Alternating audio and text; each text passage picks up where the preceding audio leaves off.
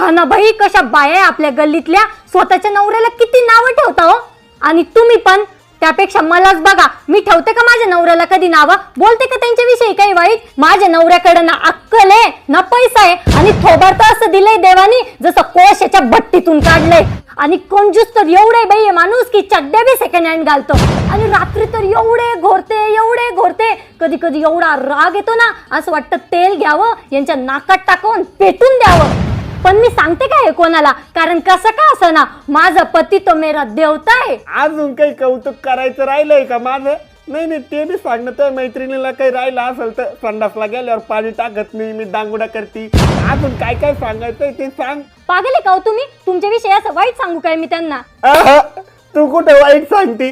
तू तर कौतुकच केलं इतके वेळ. माझं चांगलं कौतुक करते तू माझं.